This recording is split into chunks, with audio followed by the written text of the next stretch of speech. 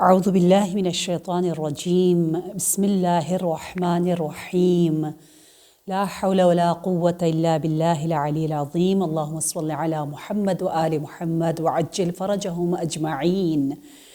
مولائے کائنات امیر المؤمنین علیہ السلام کی بہت ہی خوبصورت اور ہم سب کے دلوں کی زینت نہج البلاغہ، الحمدللہ۔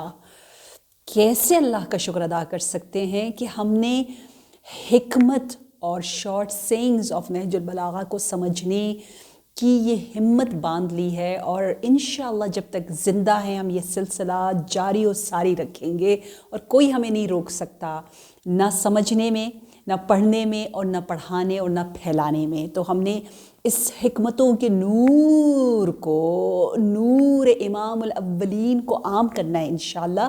آج حکمت نمبر 95 سے آغاز کرتے ہیں، جس میں میرے آقا ایک ایسے عمل کی جانب اور بات کی طرف ہمیں آگاہ فرمانا چاہ رہے جسے ہم اکثر بھول جاتے ہیں۔ پتہ نہیں کیوں یہ حدیث ہماری پریکٹیکل لائف میں اتنے مزے سے غائب ہو جاتی ہے، جبکہ اس کو حاضر رہنا چاہیے۔ وہ عمل کیا ہے، وہ سوچ اور فکر کیا ہے؟ آپ فرماتے ہیں کہ لا یقل عمل مع التقوی وکیف یقل ما یتقبل۔ کوئی بھی عمل جب تقوی اور محبت اور خوف الہی کے ساتھ ہو وہ کم نہیں ہوتا، بے شک وہ لگتا کم ہو۔ اور پھر آپ بڑے تعجب اور حیران ہو کر فرماتے کیفا یعنی ہو ہی نہیں سکتا، کیسے ممکن ہے کہ جس عمل کو اللہ قبول کرے وہ کم ہو؟ دیکھیں کتنی مزے کی بات ہے نا، کتنی پیاری بات ہے۔ تو یہاں معیار بتا دیا، یہاں ہمیں بہت ہی اچھا سوچنے کا انداز بتا دیا کہ ارے کیوں بھول جاتے ہو، کیوں کمیت اور کوانٹٹی کو دیکھتے ہو، کیوں کوالٹی کی طرف توجہ نہیں ہے، کیوں یہ نہیں دیکھتے ہو کہ یہ عمل اللہ کو پسند آتا ہے یا نہیں آتا؟ کیونکہ ہماری زندگی میں بہت ایسا ہوتا ہے کہ ہمارے پاس انتخاب کرنے کی ہمارے پاس یہ ایک حق انتخاب کہتے ہیں نا، ایک کیا کہتے ہیں، سلیکشن، چوائس ہمارے پاس ہوتی ہے۔ تو ہم اگر کوانٹٹی اور کوالٹی میں سے ایک آپشن ہو، ایک کو لینا ہو، تو ہمیں کوالٹی کو لینا چاہیے۔ مثلاً میں نے مجلس برگزار کرنی ہے، ٹھیک ہے، میں نے کربلا جانا ہے، میں نے کوئی اچھا کام کرنا ہے، چیریٹی دینی ہے۔ اب اس کے لیے ہم بھول جاتے ہیں، ہم کہتے ہیں میری مجلس ٹائم پہ ہونی چاہیے، میری مجلس میں اتنے زیادہ لوگ ہونا چاہیے، میری مجلس فلاں پڑھے، یہ ہو وہ ہو۔ ہم نے خود ایک کرائٹیریا بنا رکھا ہوتا ہے، اور کبھی اس کرائٹیریا پہ ہم پورا نہیں اتر پاتے۔ مثلاً جس سے میں نے چاہا تھا وہ مجلس پڑھے وہ اویلیبل نہیں ہوتا۔ فار ایگزامپل میں نے چاہا تھا اتنے بجے شروع ہو، وہ تھوڑا سا لیٹ ہو جاتا ہے، میرے گھر والے یا کوئی بھی آرگنائزر کچھ بھی ہو جاتا ہے، ہم ناراض ہو جاتے ہیں، اور ہم کر رہے وہ عمل کر رہے ہوتے، اور ہم اس کو مقبول ہونے سے، اللہ کی پسند تک پہنچنے سے اپنی کرتوتوں کی وجہ سے روک دیتے ہیں۔ وہ عمل قبول نہیں ہوتا۔ کیوں؟ کیونکہ ہم کسی سے ناراض ہو جاتے ہیں، ہم کسی پہ پریشر ڈالتے ہیں، ہم کہتے ہیں اللہ میں نے تو اس سے پڑھانی تھی، یہ ہو گیا، یہ کیا ہوا، وہ میں تو ہر سال جاتی تھی کربلا، یہ کیسے ہو سکتا ہے اس سال میں نہ جاؤں، یہ فلانی نے مجھے کیا کہہ دیا، یہ ہم لڑنا اور پریشان ہونا شروع ہو جاتے ہیں۔ جب آپ نے اللہ کے لیے کیا ہے، اللہ نے آپ کو مجبور تو نہیں کیا نا، کوئی مجبوری پیش آ گئی آپ نہیں کر پا رہے تو خوش رہیں، ٹھیک ہے۔ بہت سی دفعہ ہمارے نیک اعمال قبول نہیں ہوتے، اور ہم وہ نیک عمل انجام دے رہے ہوتے ہیں، اور اسی نیک عمل کے ذریعے اللہ کو ناراض بھی کر رہے ہوتے ہیں، ٹھیک ہے۔ بہت ہوتا ہے، بہت ہوتا ہے۔ تو اس لیے میں کہتی ہوں کہ یہ وہ عمل ہے، وہ حدیث ہے جس کو ہم لوگ افسوس کے ساتھ اپنی زندگیوں میں بھول جاتے ہیں۔ جیسے کہ سورہ لیل میں بھی پروردگار عالم نے اتنا خوب فرمایا ہے کہ اما من اعطا واتقا وصدق بالحسنى، جو دے رہا ہے، اچھے کام انجام دے رہا ہے لیکن تقوی کے ساتھ، اور پھر اسی طریقے سے اپنے عقائد کو ٹھیک رکھتا ہے، صدقہ، تصدیق، ٹوٹل سبمیشن میں، اس کا عمل بارگاہ الہی میں مقبول ہے۔ اکثر مجھ سے سوال پوچھا جاتا ہے کہ مثلاً ایک نماز صحیح ہے، ٹھیک ہے، اور ایک نماز ہے مقبول، قبول شدہ، ان دونوں میں فرق کیا ہے؟ مثلا میں نے نماز ٹائم پہ پڑھی، صحیح پڑھی، احکامات، تجوید، وضو صحیح، سب کچھ صحیح، تو میری وہ نماز صحیح ہے، لیکن میری توجہ نہیں ہے تو وہ نماز شاید قبول نہیں ہے۔ صحیح ہونے کا مطلب یہ ہے کہ مجھے پنشمنٹ نہیں ملے گی، مجھ سے سوال جواب اس کے بارے میں نہیں ہوگا، اللہ کہے گا تو نے اپنی ڈیوٹی انجام دے دیے، لیکن ہو سکتا ہے مجھے وہ ثواب، وہ اپلفمنٹ، وہ نور حاصل نہ ہو۔ تو اس سے کیا پتہ چلتا ہے؟ اس سے یہ پتہ چلتا ہے جس عمل کو اللہ قبول کرتا ہے نا، وہ عمل ہماری اس زندگی میں تبدیلی لے کر آتا ہے، اس زندگی میں ہم ایک درجہ سے بالاتر درجے پر چلے جاتے ہیں۔ ثواب کا مطلب اصل میں یہ ہوتا ہے کہ وہ عمل جس کو اللہ نے پسند کیا اور وہ عمل ہمیں گروتھ دے رہا ہے۔ تو مقبول کے لیے ایک اجر ہے، لیکن غیر مقبول کے لیے ہو سکتا ہے اجر نہ ہو لیکن سزا بھی نہیں ہوگی۔ یہ ظاہراً جو ہم لوگوں کو سمجھ میں آ رہا ہے، باقی حقیقت پروردگار عالم ہی بہتر جانتا ہے۔ اب چلتے ہیں حکمت نمبر 96 کی جانب، جو کہ تھوڑی سی لمبی حکمت ہے لیکن بہت مزے کی ہے، جس میں ہمیں یہ پیغام مولا دے رہے ہیں، بہت پیارا پیغام، کہ عمل سے زندگی بنتی ہے، جنت بھی جہنم بھی۔ یہ خاکی اپنی فطرت میں نہ نوری ہے نہ ناری ہے، بہت ہی مشہور شعر کہ عمل بولتا ہے، عمل، آپ کی نیت، آپ کی سوچ، آپ کا کردار سب کچھ ہے۔ باقی چیزیں کہ آپ کس حسب و نسب سے ہو، آپ کے پاس کیا فیسلٹیز ہے کیا نہیں ہے، آپ سادات غیر سادات میں سے ہو، آپ عالم خاندان سے ہو نہیں ہو، آپ جو بھی ہو، آپ نجف و کربلا میں پیدا ہوئے ہو یا قم میں پیدا ہوئے یا لندن میں جو بھی ہے، وہ کوئی فرق نہیں کرتا۔ اصل جو چیز ہے نا، جو سب سے زیادہ مؤثر ہے انسان کی سعادت اور شقاوت میں، وہ ہے عمل، عمل، عمل، ہمارا کردار، ہمارا کردار۔ کیا خوبصورت حدیث ہے، کیا فرماتے ہیں، ان اول الناس بالانبیاء، انبیاء سے قریب ترین، انبیاء کے پاس عزیز ترین لوگوں میں کون ہے؟ اعلمہم بما جاؤ بہ، جو لوگ سب سے زیادہ جانتے ہیں، جو ان تک پہنچایا گیا، جو احکامات، جو تعلیمات انبیاء ہم تک لے کر آئے، اللہ کا پیغام لے کر آئے، جو جتنا زیادہ جانتا ہوگا وہ اتنا انبیاء سے قریب ہوگا۔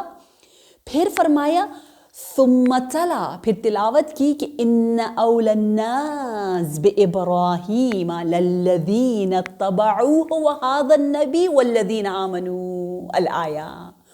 پھر مولا نے اس آیت شریفہ کی تلاوت کی کہ حضرت ابراہیم سے قریب ترین وہ لوگ ہیں جنہوں نے حضرت ابراہیم کی اتباع کی، ان کے نقش قدم پر چلے، نمبر 1، اور نمبر 2 کیا بتایا، اور ہمارے نبی، یہ نبی، والذین آمنوا، اور جو اہل ایمان، جو بھی حضرت ابراہیم جو توحید کا پیغام لے کر آئے، ان کی اتباع کرے گا، ان کے بارے سب سے پہلے علم ہونا چاہیے، تبھی تو اتباع ہوگی۔ اتباع یعنی اطاعت یا اس کو فالو کرنا۔ ثم قال، اور پھر مولا نے فرمایا کہ ان ولی محمد صلی اللہ علیہ وآلہ من اطاع اللہ وان بعدت لحمته، محمد صلی اللہ علیہ وآلہ وسلم سے قریب یا ان کا دوست اور ان سے بہت زیادہ نزدیک کون ہوگا؟ جو اللہ کی اطاعت کرے، وہ نبی سے زیادہ قریب ہوگا۔ اطاعت عمل کی بات آ گئی۔ وَإِن بَعُدَتْ لُحْمَةٌ، بے شک ہو سکتا ہے حسب و نسب میں لحمہ، وہی گوشت و پوست و خون کے لحاظ سے، جسمانی یا نسب کے لحاظ سے ہو سکتا ہے وہ بہت بعید ہو، ہو سکتا ہے وہ اویس قرنی ہو سکتا ہے وہ بلال حبشی ہو، بالکل ہی بلیک ہے، افریقہ سے، ایک بالکل ہی فارس سے ہے، سلمان فارسی ہے، ایک ابو ذر ہے، ایک اویس یمنی ہے، جو بھی ہو، جہاں سے بھی ہو، نسل الگ، رنگت الگ، لینگویج الگ، بعید بعید بعید، ان بعدت الرحبت ہو، لیکن اطاعت انہیں قریب لے کر آتی ہے۔ اور پھر فرمایا وَإِنَّ عَدُوَّ محمد صلی اللہ علیہ وآلہ من عصى اللہ وَإِنَّ قَرُبَتْ قَرَابَتَهُ، کہ نبی صلی اللہ علیہ وآلہ وسلم سے سب سے زیادہ دور اور دشمن وہ ہوگا جو اللہ کی نافرمانی کرے، بے شک وہ قرابت اور حسب و نسب کے لحاظ سے بہت زیادہ قریب ہی کیوں نہ ہو، وہ ابو جہل ہی کیوں نہ ہو۔ تو یہاں یہ بتایا گیا نمبر 1 جو جتنا عالم ہے، نمبر 2 جو جتنا عامل ہے عمل میں، اتباع میں، اطاعت میں، تو اس کا ولایتی رابطہ، کنیکشن، ولایت اور محبت کا اتنا ہی زیادہ مضبوط، اسٹرانگ اور اتنا ہی زیادہ نزدیک ہوگا۔ ہر کوئی کہتا تھا کہ ہم ہیں ابراہیمی، قرآن میں کہا ہوا ہے نا، یہودی کہتے ہیں ابراہیم ہمارے ہیں، عیسائی کہتے ہیں نہیں نہیں ابراہیم ہمارے ہیں، مسلمان کہتے ہیں نہیں ہم ابراہیمی ہیں۔ تو اللہ تبارک و تعالی نے فرمایا ان اولی الناس بابراہیم، ابراہیم سے قریب ترین کون ہے؟ جو اتباع کرے، جو فالو کرے، جو اوبے کرے، جو ابراہیم پیغام اللہ کا لے کر آئے ہیں۔ اسی لیے قرآن میں بھی ہے نا فمن تبعنی فہو منی، جو میری اتباع کرے گا وہ مجھ میں سے ہوگا۔ یہ دستور الہی ہے۔ صرف سلمان منا اہل البیت نہیں ہے، یہ راستہ منا اہل البیت کا کھلا ہوا ہے۔ اور آپ یقین جانیے بہت سے ائمہ نے اپنے اصحاب کو، اصحاب خاص کو کہا ہوا ہے کہ مثلاً مجھے یاد ہے کہ عیسیٰ جن کا نام تھا، کہا عیسیٰ منا اہل البیت، ایک صحابی، اس طرح بہت سے صحابیوں کا ہے۔ ایک میرا پروگرام ہادی ٹی وی پہ بہت سال پہلے چلا تھا، اصحاب ائمہ کے حوالے سے ارکان اربعہ پہ میں نے بولا تھا، تو اس میں میں نے کافی تفصیل سے اس پر ذکر کیا ہے۔ تو قرب کا راستہ، قرب کا، دوستی کا راستہ، وصلت کا راستہ یہاں کیا بتایا گیا ہے؟ یہاں صرف اور صرف عمل بتایا گیا۔ اس لیے اگر آپ زوجات رسول کی ہسٹری بھی پڑھ لیں، قرآن میں پڑھ لیں، قرآن کیا بتا رہا ہے کہ رسول اللہ کی بیوی ہے، تو اس کا مطلب یہ نہیں ہے کہ اگر وہ کوئی خطا کرے تو کوئی بات نہیں، بیوی اگر خطا کرے گی تو ڈبل گناہ ملے گا، اور ہاں بیوی اگر اچھائی کرے گی تو ڈبل ثواب بھی ملے گا، یہی انصاف ہے۔ تو بیوی ہی کیوں نہ ہو، اس کے ساتھ بھی اللہ نے کوئی سفارش کا کام نہیں دیا، بلکہ کہا کہ وہ بھی ذمہ دار ہے، اس کو بھی عمل سے ہی سعادت مل سکتی، کوئی اور راستہ نہیں۔ ایک واقعہ ہے نا شقرانی کا، جو امام جعفر صادق علیہ السلام کا صحابی اور دوست اور محبت کرنے والوں میں سے تھا، لیکن عمل اچھا نہیں تھا، وہ گناہ کرتا تھا، وہ شراب پیتا تھا۔ تو امام سے جب اس کی ملاقات ہوئی تو اتنا پیارا امام نے فرمایا، اس کا مفہوم یہ ہے کہ ان الحسن من کل احد حسن، اچھا جو بھی کرے اچھا ہے، لیکن اگر تم جو ہمارے چاہنے والے ہو اگر تم کرو گے تو وہ بہت زیادہ اچھا ہو جائے گا، برا ہے لیکن اگر تم کرو گے تو بہت زیادہ برا ہو جائے گا، وہ برا رہے گا اور برا ہو جائے گا۔ اس کا مطلب یہ نہیں ہے تم اگر سادات میں سے ہو تو برا کرو تو کچھ نہیں ہوگا، بالکل نہیں۔ دیکھیے جو نہج البلاغہ پڑھنے والے ہیں ان سے تو اور زیادہ توقع رکھ رہے ہیں نا امیر المومنین علیہ السلام کہ آپ تو ایک رائل فیملی میں سے، آپ اہل بیت کے چاہنے والے ہو، آپ کے دل میں محبت اہل بیت ہے، اس لیے آپ کو تو اور زیادہ اچھائیوں کی طرف جانا چاہیے۔ اس طرح ہمیں تشویق، ہمیں ترغیب دلائی گئی ہے۔ ایک روایت ہے بہت مزے کی امام رضا علیہ السلام سے کہ آپ زید جو آپ کے بھائی ہیں امام کاظم کے فرزند ہیں، لیکن افسوس کے ساتھ ائمہ کی اولاد میں سے بھی کچھ منحرف ہو جاتے تھے، کچھ اچھائیوں سے برائی کی طرف چلے جاتے تھے، جس طرح حضرت نوح کا بیٹا تھا۔ تو یہاں یہ مس کانسیپٹ بڑا زیادہ عام کیا گیا تھا کہ جو امام کی اولاد ہے، جو سادات ہیں، وہ جہنم میں جلائے نہیں جائیں گے، اور یہ روایت بہت عام کی گئی تھی کوفہ میں کہ ذریت فاطمہ الزہرا سلام اللہ علیہا دوزخ میں آگ میں نہیں جلائی جائے گی۔ تو امام رضا علیہ السلام نے اپنی باتوں میں اس کو سمجھایا کہ ذریت فاطمہ الزہرا سلام اللہ علیہا سے مراد امام حسن و امام حسین علیہ السلام ہے، اس سے مراد حضرت زینب کبریٰ اور ام کلثوم جیسی شخصیات ہیں۔ نہ ہر سادات اگر جو بھی گناہ کرتے چلے جائیں، ہاں آپ حق ادا کرو تو پھر کیوں نہیں۔ اور پھر آپ نے جو دلائل دی وہ اتنی خوبصورت دی، آپ نے فرمایا کہ اگر تم گناہ کر کے جنت میں جانا چاہتے ہو، جبکہ تیرا باپ امام کاظم علیہ السلام جو میرا بھی باپ ہے وہ اطاعت کر کے جنت میں جا رہا ہے، تو اس کا مطلب ہے تمہارا درجہ اللہ کے نزدیک زیادہ بالا تر ہے، تمہیں مفت میں اللہ نے جنت دے دی اور اس بیچارے کو عبادت کے ذریعے دی۔ یہ کیا بات ہوئی؟ جو عبادت کر کے جائے، اطاعت کر کے جائے، اور جو ایک گناہ کر کے بھی کہ کیونکہ میں سادات میں سے ہوں، بس مجھے تو کچھ جلایا نہیں جائے گا.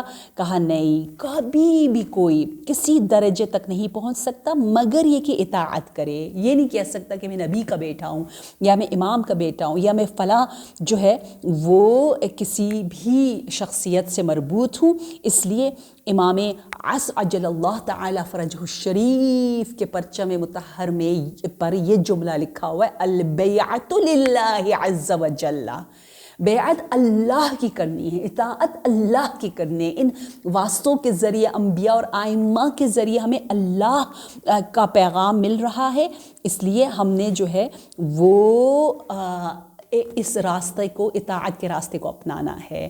تو امام فرمانا یہ چاہ رہے ہیں کہ اہل بیت میں سے وہ ہو سکتا ہے جو ہماری اطاعت کرے. وہ میرا بھائی ہے, اگر اطاعت نہیں کر رہا ہم میں سے نہیں ہے, لیکن جو میرا بھائی نہیں ہے, جو غیر سادات ہے, شاید میرے اور اس کے درمیان ایک ہی چیز کامن ہے, وہ یہ ہوگا کہ ہم دونوں کے ماں باپ آدم و حوا ہیں. دیٹس اٹ, ہماری رشتہ داری صرف آدم و حوا سے ملتی ہو, لیکن عمل اچھا ہے تو ہم جو ہے وہ یقیناً ان کی شفاعت کریں گے اور ان کی اطاعت اللہ کے نزدیک مقبول ہوگی انشاءاللہ. اب چلتے ہیں حکمت نمبر 97 کی جانب. یہ جو حکمت نمبر 96 تھی وہ بہت ضروری ہے کیونکہ ہمارے ہاں بھی شاید کبھی کچھ ایسی غلط فہمیاں ہوتی ہیں. امام فرماتے ہیں حکمت نمبر 97 میں کہ سمع علیہ السلام رجلا من الحروریہ یتحجد ویقرأ. میرے مولا باب العلم امام العارفین علی ابن ابی طالب علیہ السلام نے سنا کہ خوارج میں سے ایک شخص جو ہے وہ آدھی رات کو جاگ کے نماز شب اور قرآن کی تلاوت کر رہا ہے, عبادت کر رہا ہے. تو آپ نے فرمایا, شان صدور حدیث یہ ہے, اس سینیریو میں آپ نے فرمایا نوم علی یقین خیر من صلاۃ فی شک. یقین, ایمان کامل کے ساتھ سونا بہتر ہے اس نماز سے جو شک اور بے یقینی اور ڈاؤٹ, ایمان میں ڈاؤٹ کی وجہ سے ہو. دیکھیں کتنا بڑا پیغام یہاں پر دیا گیا, بہت بڑا پیغام. یہاں جو سب سے پہلے حروریہ آیا ہے, حروریہ کہتے ہیں ایک کوفہ کے نزدیک ایک دیہات کا نام ہے جہاں پر جو خوارج تھے, جو امام کے خلاف ایک گروپ تھا, تقریباً کچھ 1000 لوگ تھے, انہوں نے وہاں پر اجتماع کیا تھا امام کے خلاف, اس لیے انہیں حروریہ کہا جاتا ہے. صحیح ہے.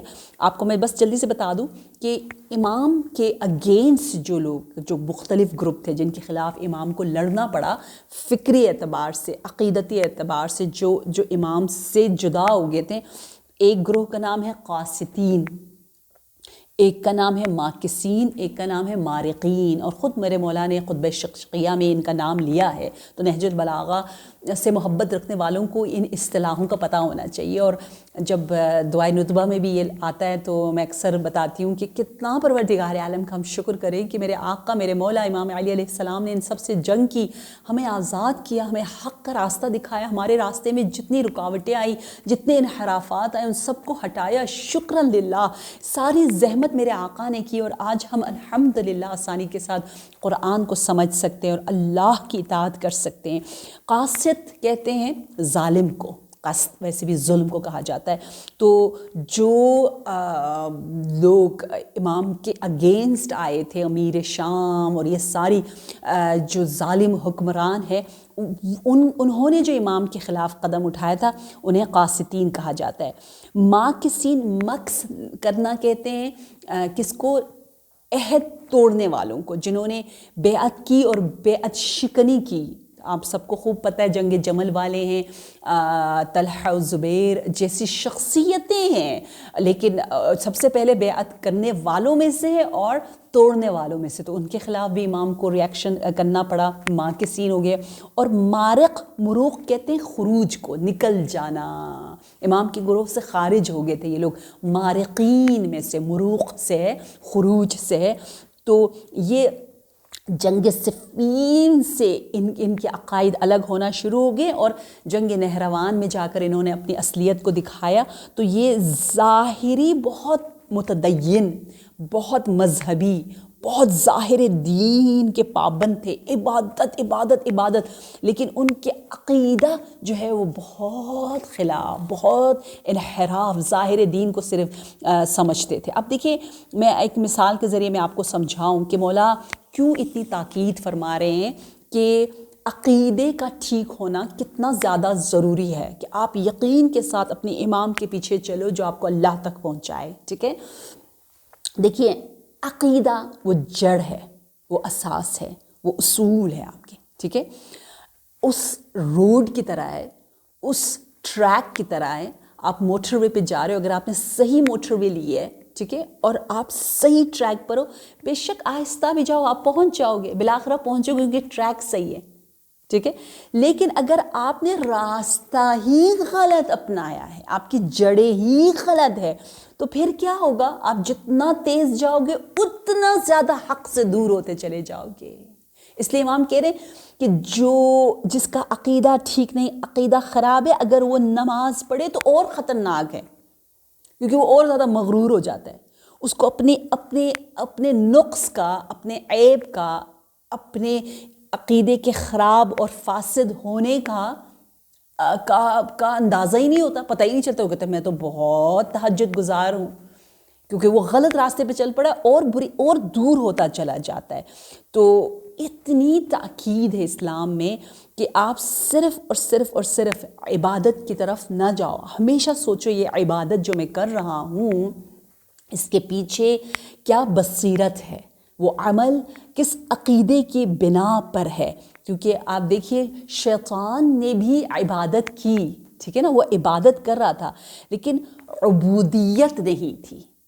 عبادت صرف اہم نہیں ہے، نماز صرف اہم نہیں ہے، عبودیت یعنی آپ کہو کہ یہ میں صرف اللہ کے لیے کر رہا ہوں، اللہ کی بندگی کر رہا ہوں۔ اللہ ایک دفعہ کہتے ہیں نماز پڑھو، ایک دفعہ کہتے ہیں نہیں پڑھو تو میں نہیں پڑھوں گا، ایک دفعہ کہتے ہیں روزہ رکھو، ایک دفعہ کہتے ہیں روزہ نہیں رکھو تو نہیں رکھوں گا۔ جیسے اللہ نے کہا ہے سفر میں روزہ نہیں ہوتا، اگر آپ ایک دن کے لیے کہیں جا کر آ رہے ہیں آپ روزہ نہیں رکھ سکتے ہو، بہت دور ہو شرائط کے ساتھ، تو آپ اگر ضد کرو اور کہو نہیں میں نے تو نماز پڑھنی ہے، روزہ رکھنا ہی ہے، فار ایگزامپل پوری نماز پڑھنی ہے، تو یہ وہی والا کام جو خوارج نے مولا امیر المومنین علیہ السلام کے ساتھ کیا۔ آپ نے کہا یہاں پر یہ سٹیپ لینا چاہیے، لیکن انہوں نے کہا نہیں ہم نے تو یہ کرنا ہی ہے۔ وہ ڈٹے رہتے تھے ظاہر دین کو، مصلحتوں کو نہیں سمجھتے تھے، جو کہ بہت ہی زیادہ خطرناک ہے۔ اس لیے خطبہ نمبر 190 میں مولا امیر المومنین علیہ السلام فرماتے ہیں کہ جو شخص بستر پہ مر جائے، ٹھیک ہے، مر رہا ہے بستر پر، لیکن اس کا اتنا خوبصورت عقیدہ ہے اللہ کے بارے میں، رسول اللہ کے بارے میں، انہیں اچھی طرح پہچانتا ہے اور صحیح جادہ اور صراط حق پر ہے، تو اس کی موت شہادت میں بدل جاتی ہے، وہ شہید ہے۔ کیوں؟ کیونکہ وہ اپنے راستوں کو خوب جانتا ہے، وہ مضبوط ہے۔ تو جس کا عقیدہ یقین پر جو ہوگا اس کا سونا بہتر ہے اس شخص سے جو یقین پر نہیں ہے، شک پر ہے اور نمازوں پہ نمازیں پڑھتا جا رہا ہے۔ تو سب سے پہلے ہم اپنے جڑوں کو مضبوط کریں۔ وہ پودا جس کی جڑیں مضبوط نہیں، اگر ایک ہوا چلتی ہے تو وہ پودا جو ہے وہ فوراً ٹوٹ جاتا ہے، جھک جاتا ہے، بہت سے اس پر مشکلات آ جاتی ہے۔ لیکن جو مضبوط درخت ہے، جڑ والا ہے، تو وہ جڑ پکڑا ہوا ہے، جتنی بھی ہوائیں چلے وہ ٹس سے مس نہیں ہوتا۔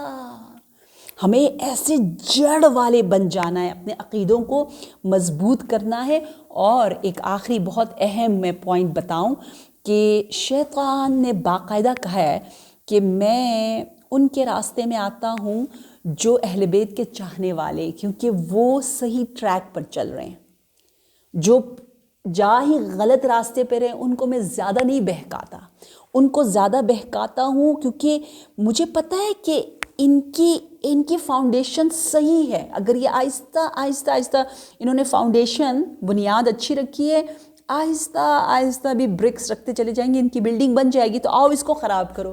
لیکن جس کی فاؤنڈیشن ہی صحیح نہیں ہے اس کو اوپر چڑھانے دو، کیونکہ اس نے خود ہی گر جانا ہے۔ اس لیے بہت سے لوگ کہتے ہیں کہ جیسے ہی ہم نیک بنتے ہیں، مثلاً عام شخص ہے اور حوزہ کا اسٹوڈنٹ بن جاتا ہے وہ، یا بہت زیادہ مجلسوں میں جانا شروع کر دیتا ہے، بہت زیادہ کربلا جانا شروع کر دیتا ہے فار ایگزامپل، تو اس سے امتحان زیادہ ہونا شروع ہو جاتے ہیں، اس پہ ڈاؤٹ زیادہ آنا شروع ہو جاتے ہیں، شیطان اس پہ زیادہ حملہ کرتا ہے۔ یہ بہت اہم نکتہ ہے، اور بہت سے لوگوں کے ساتھ ایسا ہوا تھا جو پہلے عام سی زندگی گزار رہے تھے، لیکن جیسے ہی مکتب حق کی طرف آئیں تو شیاطین نے زیادہ ان پر حملہ کرنا شروع کر دیا۔ انہوں نے آ کے اہل بیت سے پوچھا تو جواب یہی دیا، کیونکہ قرآن میں ہے، شیطان نے کہا ہے کہ میں صراط مستقیم پر چلنے والے مضبوط عقیدے والوں پر زیادہ حملہ کرتا ہوں، کیونکہ مجھے ان سے بہت زیادہ ڈر ہے۔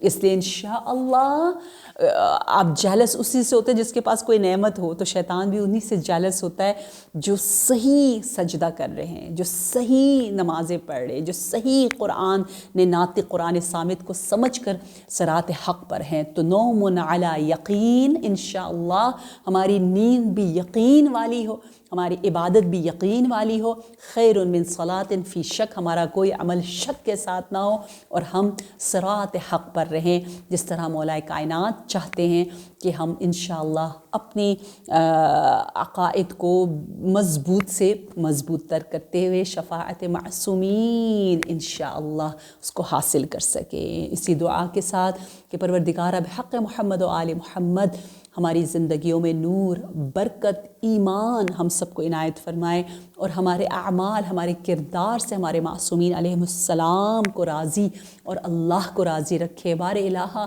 امام عصر کی دعاؤں میں ہمارا نام شامل فرما۔ پروردگارہ ہماری اولاد کو نیک سے نیک سے نیک تر، ہماری نسل کو یقین بھری جو عبادت کرنے کی توفیق عنایت فرما۔ پروردگارہ بحق محمد و آل محمد ہمارے اعمال کو اپنی بارگاہ میں مقبول فرما، ہمارے مرحومین کی مغفرت، ان کے درجات کو بلند سے بلند تر فرما، اور ہم سب کی عاقبت کو، ہم سب کی زندگی کے آخری لمحات کو بہترین عبادت کی حالت میں قرار دے۔ وتقبل منا انک انت السمیع العلیم۔ اللہم صل علی محمد و آل محمد وعجل فرجہم اجمعین۔